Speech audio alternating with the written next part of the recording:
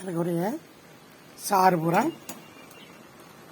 குறைஞ்சிருச்சு பார்த்தீங்களா, சோளமே குறைஞ்சிருச்சு. இந்த நிலைமை இல்லாமல் அவ்வளோ கொஞ்ச நேரம் ஒரு 1.5 மணி நேரம் வெந்திருக்கு. இன்னொரு 1/2 மணி நேரத்துக்கு இந்த சாறு இருக்குது பார்த்தீங்களா, மூலிகை பூரா ட்ரை ஆகிடுச்சு பார்த்தீங்களா.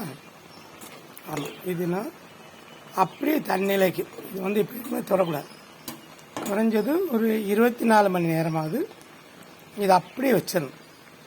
இது அப்போ தான் மீதி இருக்க சாறுகளை, அந்த சூட்டை, அந்த வெப்பத்தை, அந்த ரசமணி உள்ளே இருக்க ரசமணியானது ஏன்னா ஒன்று அப்சர்வ் பண்ணும்.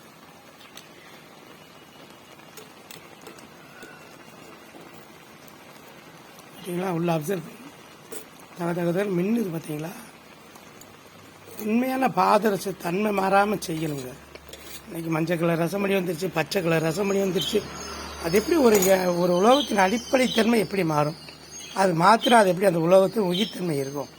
இதை நாங்கள் காலங்காலமாக சொல்லிட்டு இருக்கோம். இந்த மூலிகை சாறு வெந்து சுருங்க ஆரம்பிச்சிச்சு. இன்னொரு 1/2 மணி நேரம் பொறுத்து வெளியே எடுத்து அப்படியே நம்ம ஒரு மூடி போட்டு அப்படி வச்சுருவோம். ஒரு நாளைக்கு தொட மாட்டோம். அப்போ தான் அந்த மீதி இருக்க சூட்டையும் சாரோட சத்துக்களையும் இது அப்படியே உள்வாங்கிட்டே இருக்கும்.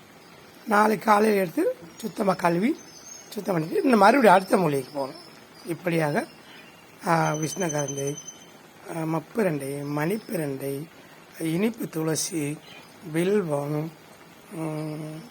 திப்பிலி, பச்சை சித்தரத்தை சாறு, ஏரஞ்சல் மூலிகை சாறு, இப்படி பல வகையான சஞ்சீவி மூலிகைகளை கொண்டு இதன் உயிர்த்தன்மை ஏற்றும் போது நம்ம ரசமணி எல்லாமே இன்றைக்கும் காலங்காலமாக மக்கள் பயன்படுத்தி நற்பலனை அடைஞ்சு நல்லா வாழ்கிறாங்க.